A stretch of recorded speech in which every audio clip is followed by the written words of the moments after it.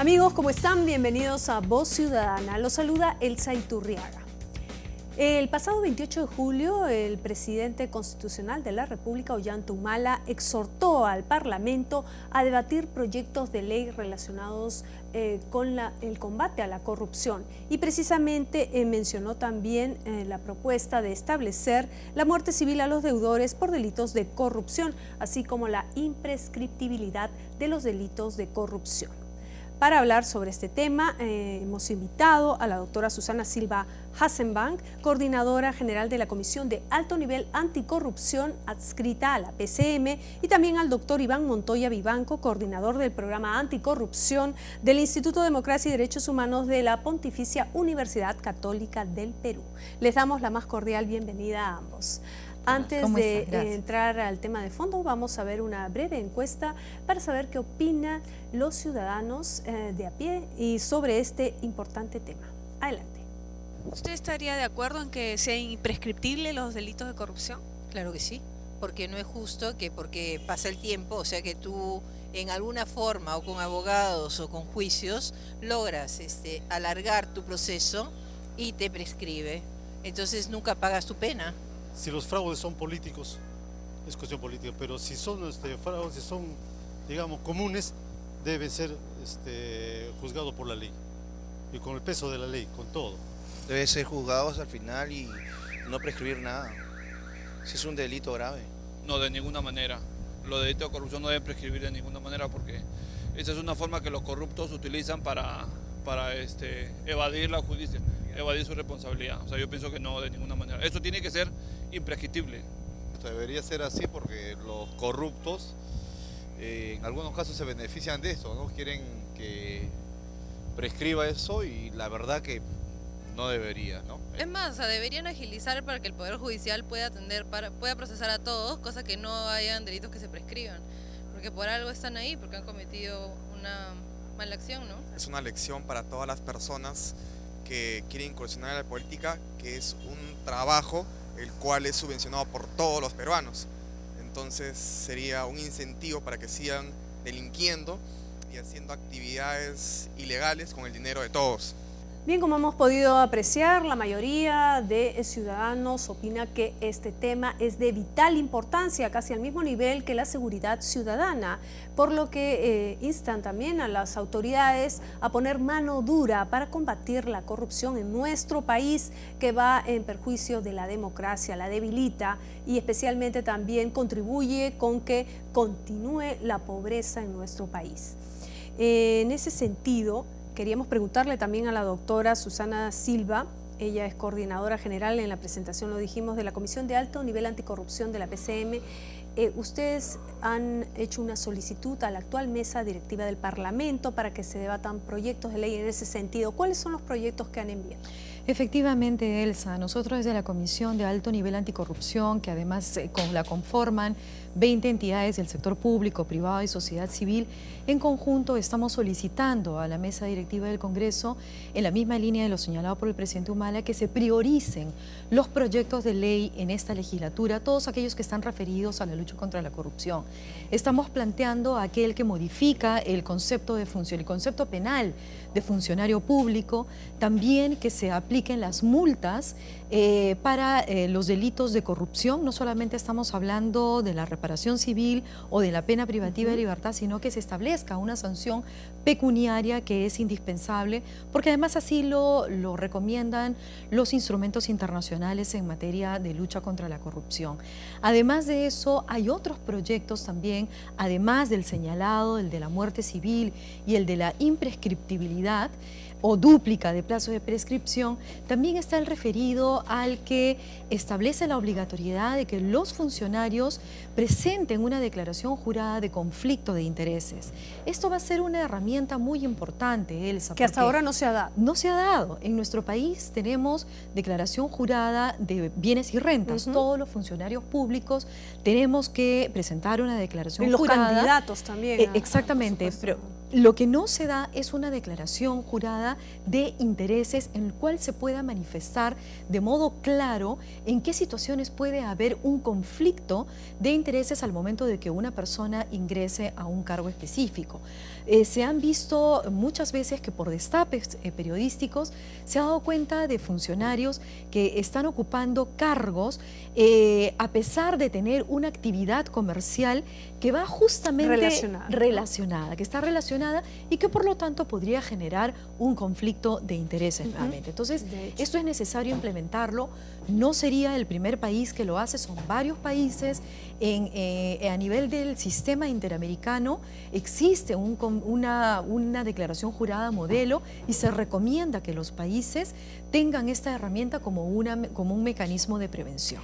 Doctor, queremos consultarle, ¿por qué no deben de prescribir los delitos de corrupción? Se habla de una dúplica del tiempo o también se plantea hasta triplicar el tiempo. Gracias. Los delitos de corrupción de funcionarios, peculado, colusiones, cohechos, en fin, los que emblemáticamente se producen en el Perú recurrentemente, no son delitos fáciles, son delitos complejos. Y no solo porque muchas veces intervienen una o dos personas, sino porque la naturaleza del delito mismo es complicado. A veces está involucrado un alto funcionario del Estado que tiene toda una cantidad de mecanismos que bloquea la persecución penal, bloquea el avance de las investigaciones penales. Entonces, muchas veces por ese paso del tiempo, en el que en general en los delitos el Estado ya no tiene la potestad para perseguirlos, decae. Pero no es un delito común o simple, no un homicidio, unas lesiones que se pueden producir en un contexto determinado donde hay evidencias probablemente. Entonces, reitero, la complejidad de estos delitos, sea por los que intervienen en estos delitos o por la propia naturaleza de este hecho, hace que el plazo que deba tener el Estado para poder perseguir, investigar y eventualmente juzgar y sancionar estos hechos tenga que ser un tiempo mucho más largo que el normal. Sobre todo por las investigaciones. Sobre ¿no? todo por la falta de pruebas de repente que dé tiempo suficiente para porque muchas veces se trata, como repito, de altos funcionarios que con una defensa altamente sofisticada, si se quiere. O si se van al extranjero, que esto complica también la evidentemente, situación. la huida de la persecución penal nacional también complica enormemente esta. Entonces los plazos se vuelven demasiado cortos frente a los mecanismos que ellos tienen para evadir la justicia penal. Entonces, o hablar de imprescriptibilidad o hablar de dúplica del plazo de prescripción, creo que hace bien a la lucha contra la corrupción en la medida en que evita que fácilmente se caiga esa potestad punitiva del Estado. Pero yo agregaría tal vez la necesidad de no solo ampliar el plazo de prescripción o hacerlo imprescriptible, no sé, en el caso de los funcionarios, sino en el caso de los particulares que apoyan a los funcionarios en la comisión de delitos de corrupción. Una de las cuestiones que yo noto en la experiencia cotidiana es que en los casos de los funcionarios, por lo menos los plazos de prescripción se pueden avanzar un poco, pero en el caso de los particulares, muchas veces los plazos de prescripción son más cortos, por una serie de consideraciones que es difícil explicar acá. Habría que uniformizar el plazo de prescripción para ambos. Claro, ¿no? Porque el delito finalmente es el mismo, ¿no? La comisión del delito. No necesariamente. Pero si no recibieran de repente la ayuda de ese tercero, que no es funcionario. Lo que ocurre es que hay algunos tipos penales, como por ejemplo el tráfico de influencias, que entiendo que se está refiriendo Iván, o el de colusión también, a quien se sanciona, el tipo penal que está tipificado en el Código Penal, se sanciona al funcionario o al que ha actuado, bueno, al funcionario público, pero en el caso, por ejemplo, el de colusión, ¿no? Al funcionario, pero al particular solamente se le va a considerar como cómplice o como instigador. Entonces ahí viene el problema de que no le alcanzaría el tipo penal de corrupción y por lo tanto los plazos de prescripción serían mucho más cortos, ¿no? Entonces, claro, lo que plantea Iván es acertado, pero otra alternativa también sería que es algo que nosotros estamos evaluando, y es que establecer más bien también que se considere como delito de corrupción o como sujetos o como agente del delito de corrupción a los particulares que participan dentro de la figura de la colusión o el tráfico de influencias, porque ambos delitos son delitos de participación necesaria. Siempre tienen que haber dos para que se configure el tipo penal, ¿no? Entonces, hay unos temas ahí más de técnica jurídica seguramente, pero la idea es que no se escapen en ninguno de estos supuestos a ninguna persona a efectos de evitar la impunidad, ¿no? Ustedes como Comisión Anticorrupción de alto nivel están planteando más la duplicidad del tiempo para que prescriban estos delitos y no la imprescriptibilidad. A ver, para nosotros la imprescriptibilidad es algo importante, creemos que se debe dar. Sin embargo, por un tema más bien práctico, habida cuenta que la imprescriptibilidad supondría una modificación o una reforma constitucional, el artículo 41 de la Constitución tendría que cambiarse y eso demanda mucho más tiempo. Por esa razón, al interior de la comisión, donde participan el Tribunal Constitucional, Poder Judicial, Ministerio Público, sociedad civil y sector empresarial, todos los entes involucrados, todos, se consideró que era mucho más efectivo plantear la dúplica del plazo de prescripción, ¿no? O inmediato y más rápido, porque no demanda una reforma constitucional, sino solamente la reforma de un artículo del Código Penal. Y además porque nosotros de la revisión que hacemos de los instrumentos internacionales en materia de lucha contra la corrupción, como es la Convención de Naciones Unidas, no recomiendan en ninguna parte la imprescriptibilidad. Lo que recomiendan es que se aseguren plazos lo suficientemente largos para que se evite que un caso de corrupción quede impune. Entonces, en función a todos estos elementos es que se evaluó y se dijo que una alternativa era esta.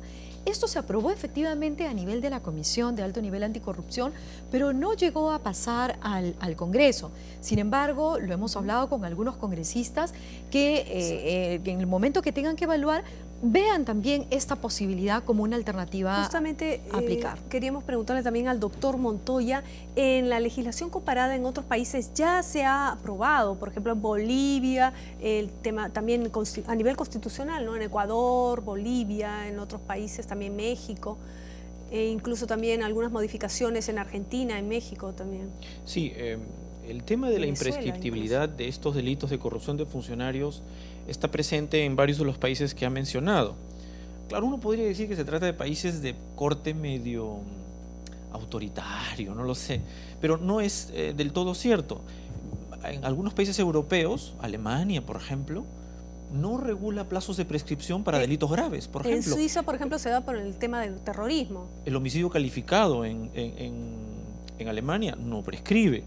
Entonces, eso el tema surgió a raíz del nacionalismo. Probablemente del nacionalsocialismo, pero reitero que para delitos graves en algunos países no prescriben los delitos. Sin embargo, el tema de la prescripción siempre se consideró un coadyuvante de la seguridad jurídica en un país. O sea, en un país determinado, por un delito que uno cometa o se sospeche que haya cometido, no puede estar todo el tiempo y toda la vida enjuiciado, o por lo menos con la potencialidad de que el Estado lo investigue, lo procese o lo juzgue, ¿no? Después de 15, 20 años. Eso genera un poco de inseguridad jurídica. Por eso reconozco que es bueno tener plazo de prescripción, se controla el poder del Estado.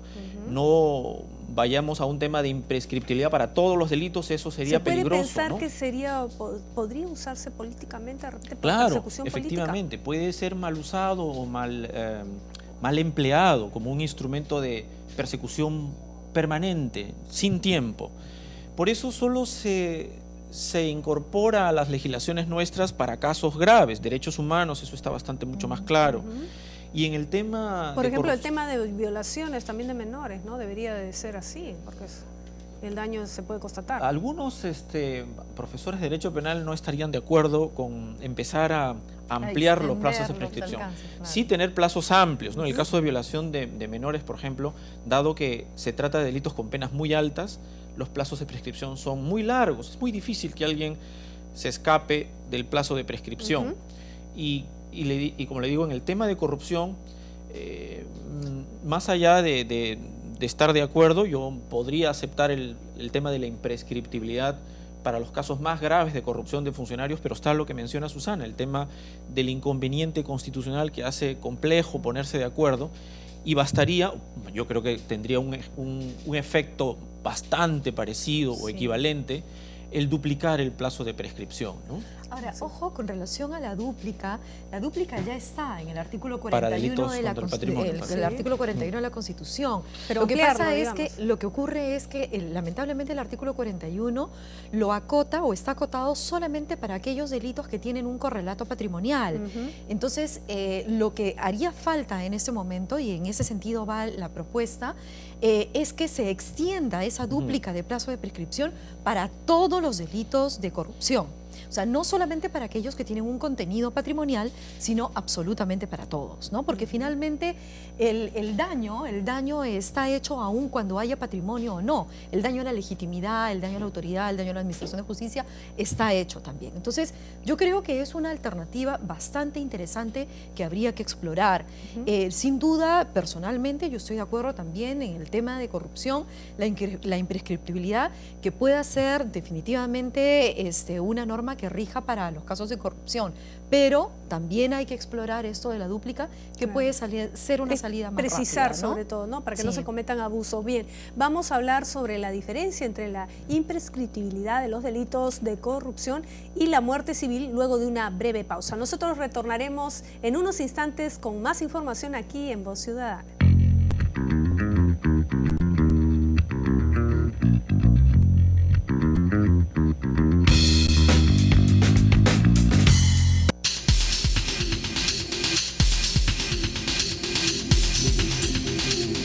De lunes a viernes a las 7:30 de la noche, usted tiene la mejor y más amplia cobertura de toda la labor parlamentaria en CRTV Noticias. Sea el primero en enterarse de las leyes que rigen el destino de nuestro país. Vea CRTV Noticias de lunes a viernes a las 7:30 de la noche en Movistar TV, Claro TV y Ves Cable. Y en TV Perú de lunes a viernes a las 9 de la mañana.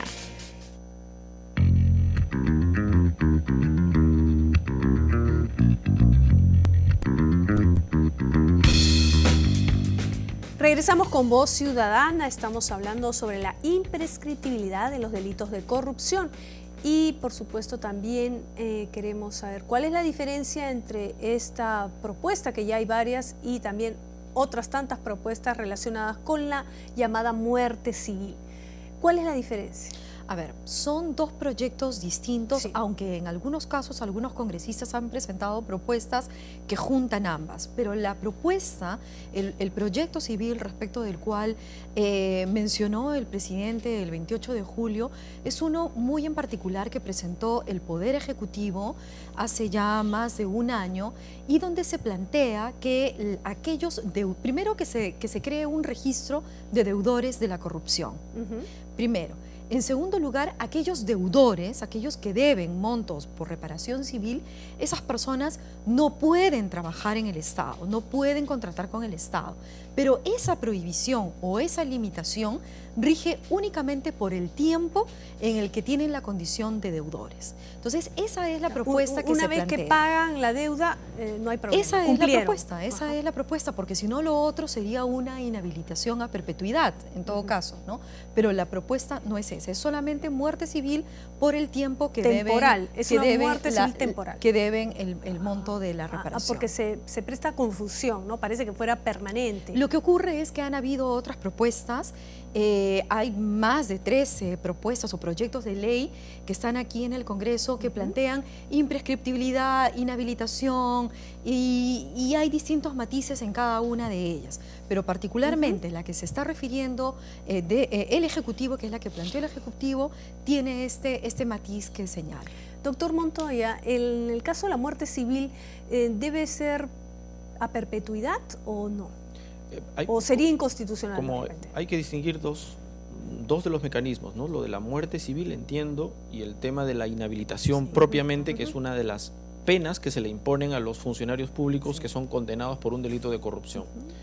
En el caso de la muerte civil, que tiene que ver con sobre todo a terceros y particulares, impedirles la posibilidad de contratar con el Estado o de que ingresen a la función pública por deudas que mantengan de un delito en el que hayan sido condenados. Me parece adecuado, como lo ha mencionado Susana, en la medida que perdure la deuda con el Estado. Es un poco inaceptable, ilógico e incongruente que alguien que mantiene una deuda con el Estado por una consideración de actos de corrupción realizadas puedan ingresar a la función pública. Pero yéndonos al otro extremo, el que ya cumplió y pagó. Sí, yo creo que eso... ¿Debe seguir sancionado yo creo que vida, no me parece un exceso, una desproporción, y eso no se puede tolerar en un Estado de derecho como el nuestro. Claro. Y como se ha mencionado, eso afecta a otros derechos que están involucrados, ¿no? El principio de resocialización. Si uno mantiene a una persona de por vida sin poder contratar con el Estado cuando ya ha cumplido todas sus obligaciones. Sería una especie de marginación, ¿no? Sí, y además el propio Estado se podría estar haciendo una suerte de autogol, digamos. Esta persona puede encontrar espacios cerrados para trabajar o para laborar y puede más bien derivarse a alguna carrera delictiva, ¿no? Digamos, donde no encontrar, al cerrársele o al obstaculizarse sus posibilidades de trabajar, en fin, puede ser muchísimo más riesgoso. Puede ser contraproducente. En el tema de la inhabilitación, que es lo que se impone a los funcionarios cuando son condenados, además de la pena privativa de libertad, allí tal vez sea conveniente, no sé si lo registran proyectos de ley, no una inhabilitación perpetua, que también estoy en desacuerdo, pero probablemente alguna ampliación de los plazos. El plazo de inhabilitación penal es hasta 5 años. Curiosamente, el plazo de inhabilitación no penal, sino por actos de infracción constitucional, son 10 años. Sí. Yo creo que sería bueno uniformizar eso y probablemente aumentar el plazo de inhabilitación, el tiempo de inhabilitación como pena, la segunda pena o la pena alternativa o la pena conjunta, mejor dicho, que se le impone a un funcionario público cuando es condenado, ¿no? 5 años sigue siendo un poco limitado, me parece, ¿no? Tiempo corto. ¿Usted opina lo mismo? Sí, claro. Definitivamente, pero aquí sobre ese punto específico de la inhabilitación, desde la Comisión de Alto Nivel Anticorrupción no vamos a plantear una propuesta en concreto porque creemos que es necesario, ya existen varias propuestas aquí a nivel del Congreso y es necesario que se inicie un debate. Lo importante es eso, que se ponga en debate este tema, se converse de qué es lo mejor y qué mensaje además queremos dar a la ciudadanía, a aquellas personas que se ven tentados a incurrir en casos de corrupción, ¿no? Y la ampliación ciertamente de los plazos para nosotros es positiva, ¿no? ¿Cómo va el trabajo respecto a anticorrupción en relación a los gobiernos regionales, al interior del país? ¿Cuál es la percepción? Bueno, la percepción tanto en Lima como en gobiernos regionales es pareja, o sea, la corrupción es el segundo principal problema en el país. Hay una tendencia ligerísima a la baja que se presenta y justamente que ha sido puesta de conocimiento el día de hoy en la encuesta que con Proética hemos apoyado nosotros y algunos gremios empresariales. Pero lo contundente y lo cierto es que sigue siendo uno de los principales problemas. La misma situación se da a nivel del interior. Lo que nosotros estamos trabajando en este momento es buscar la forma de impulsar que a nivel regional también se creen espacios de articulación. Cuando nosotros hablamos de corrupción, siempre tenemos que tener en cuenta que al igual, como tú decías al inicio, al igual que el fenómeno de la seguridad ciudadana, al ser tan complejo, se requiere que haya un conjunto de voluntades de todas las entidades que están involucradas en el tema. Poder Judicial, Ministerio Público, la Policía Nacional, la Contraloría General de la República. Todas ellas tienen que trabajar de la mano o tenemos que trabajar de la mano para tener resultados. Entonces, en la misma línea de lo que estamos haciendo aquí a nivel central, en Lima o a nivel nacional, mejor dicho, lo mismo nosotros buscamos que se haga a nivel regional y creo que hay en este momento magníficos resultados. De los 25 gobiernos regionales que tenemos, en este momento son 14 gobiernos regionales que ya cuentan por primera vez con una comisión regional anticorrupción. Eso significa significa que en cada uno de ellos es muy bueno. En cada uno de ellos hay se ha generado este espacio de articulación donde participa el Poder Judicial, el Ministerio Público, la Procuraduría Anticorrupción, la Contraloría, la Defensoría. Yo quiero ser bien clara. El hecho de que se conforme una comisión no va a resolver el problema de corrupción. Eso lo tenemos bastante claro. Se requiere una voluntad política muy firme, se requiere un plan de acción bastante claro y se requiere de una política de hacer seguimiento a todo aquello que está contenido en el documento. Entonces, pero es importante, es un primer paso y eso es importante. Doctor Montoya, en el instituto en el cual usted labora, ¿cuáles son los pasos que se están dando en ese sentido? Teniendo en cuenta justamente que hay la percepción de que falta voluntad política para poner, digamos, un poco mano dura, porque se dice también que los plazos son muy benignos y puede pensarse que fomenta la impunidad justamente de estos delitos, porque no pasa nada con muchos funcionarios del Estado. Creo que lo que tiene que quedar bien en claro es que la lucha contra la corrupción implica muchas medidas y muchos mecanismos que de alguna manera tienen que tener algún grado de articulación, sobre todo mecanismos preventivos. De lo que hemos estado hablando ahora, que tiene que ver con la imprescriptibilidad o la inhabilitación o la muerte civil, son más instrumentos penales, que son importantes, pero solo atacan probablemente un aspecto del problema de la corrupción, claro, el problema grave y el problema cuando ya se manifestó. Entonces, creo que hay otras dimensiones que no hay que perder la vista, que tienen que ver con el ámbito preventivo y que van a dar buenos y mejores resultados a mediano y a largo plazo. Claro, hay que atacar todos los frentes. Por ejemplo, la ley de servicio civil, yo estoy convencido que es la herramienta fundamental para empezar a trabajar a mediano y largo plazo en una prevención de la corrupción, del menudeo, digamos, de la corrupción inercial que existe en el Perú. Evidentemente hay que corregir aspectos de la ley del servicio civil, perfeccionarla, pero tiene que entrar en vigencia en algún momento y empezarla a implementar. Creo que para mí ese es uno de los instrumentos más importantes de prevención y me parece que... Es como que de repente hay una sensación que los peruanos, uno reniega de la corrupción, pero como que se conforma, no se hace nada. Pero sí exige también que las autoridades actúen. No, definitivamente. Es muy cierto lo que dice Iván y quizás por un tema de tiempo no ha quedado muy claro de repente para los televidentes, pero la corrupción al ser tan compleja requiere de mecanismos de sanción, de represión, pero también de prevención. Y ciertamente para aquellos problemas o sobre todo los casos de microcorrupción, es la prevención la que tiene que ser la herramienta para erradicar esto y para evitar que ocurran estos problemas.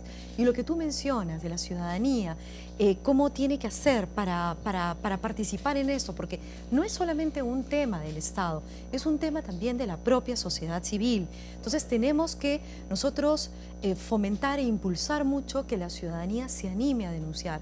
Hay mucho temor, hay mucho desconocimiento, pero también hay de parte del Estado, ha habido mucha o poca efectividad en el tratamiento y en la tramitación de las denuncias. Entonces, sí hay una tarea pendiente muy grande que tenemos que hacer, darle a conocer a los ciudadanos cuáles son estos canales de denuncia, pero también proteger al denunciante, que es una tarea en la cual ahora queremos nosotros empezar a trabajar. Porque si no nadie se va a animar. Hay una ley de protección al denunciante que creo que es un primer paso importante, hay que reconocerlo, pero hace falta todavía dar un marco integral que no solamente proteja al denunciante en el ámbito administrativo, sino que le dé todas las garantías también al momento que llega o que se presenta en el ámbito penal. Entonces, es un conjunto de acciones, la denuncia es una de ellas. Y sobre todo el procedimiento, el servicio civil. ¿Dónde procede una denuncia o no? ¿Dónde? Exactamente. Hay múltiples canales de denuncia, que es lo que estamos viendo. Y tampoco que vengan lluvias de denuncias que de repente no son por cuestiones políticas, sino yo creo que encontrar el punto de equilibrio. Ese es un tema central.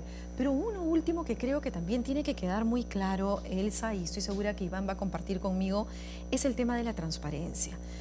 Para nosotros, como mecanismo de prevención, por excelencia se constituye la transparencia.